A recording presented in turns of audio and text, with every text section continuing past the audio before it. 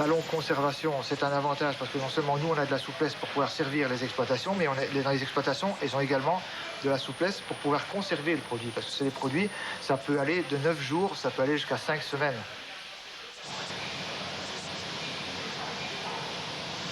C'est toujours conservé, bien sûr, en dessous de 3 degrés et cuit dans les conditions idéales. Alors, un des grands avantages aussi, c'est que c'est une meilleure restitution du goût des aliments. Le fait que les aliments ne soient ni lavés, cuits sous vide, donne vraiment le goût naturel des aliments.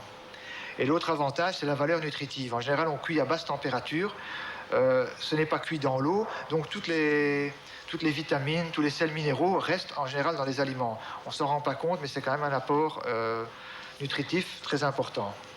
Et alors, l'autre avantage, c'est le conditionnement, le fait que ce soit mis dans des pochons hermétiques. Ces pochons sont, pour le transport, ces pochons sont beaucoup plus hygiéniques. Alors, normalement, la prononciation, ça risque des autres choses, mais Schweinebraten mit Rotkohl.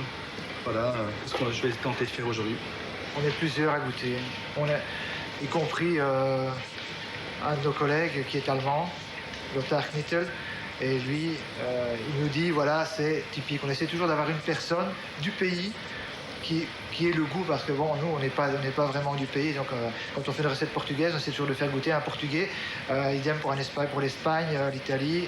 Toujours avoir quelqu'un qui nous dit, oui, bon, ça, c'est plus typique, quoi. Ah, bon, bien. D'abord, côté.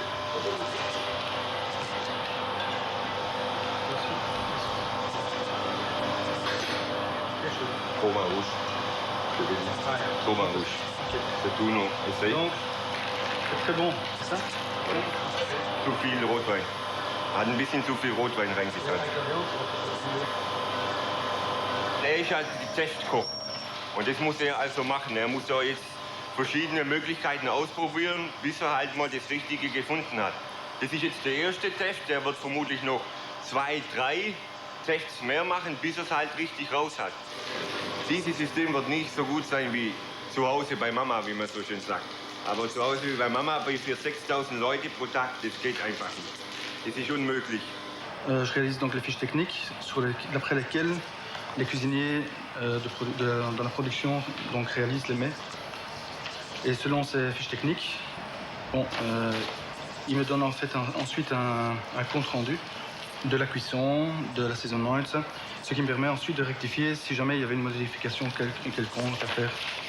Ensuite, on fait des photos des plats, de chaque plat, afin de pouvoir donner ça sur les sites, donc dans les self-service, avec les fiches de régénération, donc où on explique comment